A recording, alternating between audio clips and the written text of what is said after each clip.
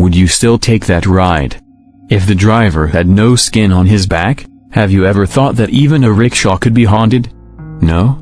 Then listen closely. This is the terrifying tale of an old rickshaw that roams the forgotten back alleys of Chicago. A story so chilling, it'll make you think twice before hopping into any silent rickshaw late at night. It all started with Jake, a regular college student living in the city. One Friday night, after dinner with friends, he was heading home.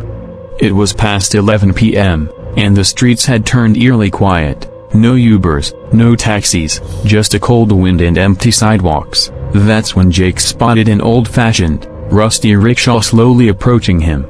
Its bell made a strange, bone-chilling sound. He waved it down and asked, "Hey, can you take me to West Rogers Park?" The rickshaw puller didn't say a word. He simply nodded slowly and motioned for Jake to get in. Jake hopped on and put on his headphones. But minutes into the ride, he began feeling off. The familiar buildings had vanished. Shops and street lights disappeared. A thick fog surrounded them.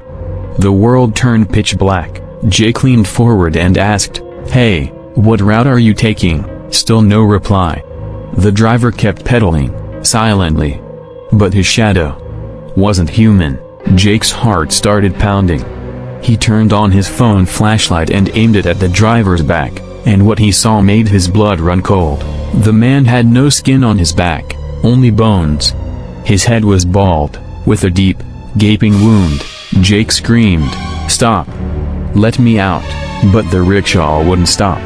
It was as if the wheels were rolling on their own. On either side of the road, trees turned into hanging corpses, and rain turned to dripping blood. They soon reached a deserted field, where an old burned-out rickshaw lay beside a broken well.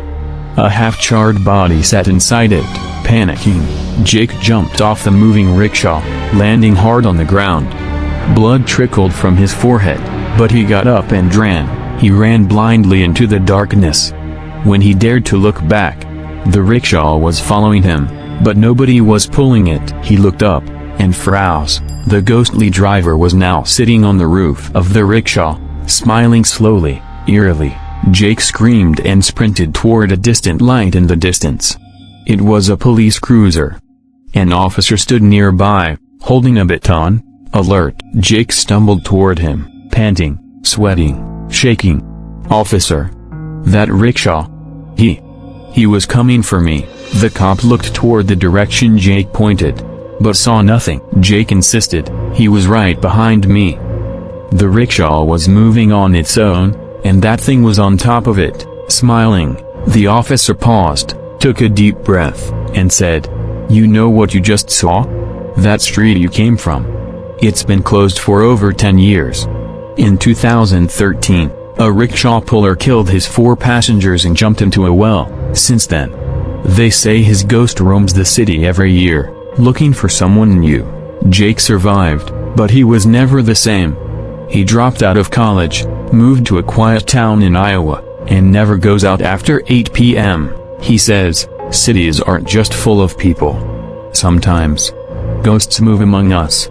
Sometimes, they come as a ride you should have never taken." So next time, if a silent, rusty rickshaw stops in front of you, and the driver says nothing, ask yourself, is he really here to take you home, or somewhere else entirely? If this story gave you chills, hit like, share it, and subscribe for more terrifying tales. Until next time, stay safe.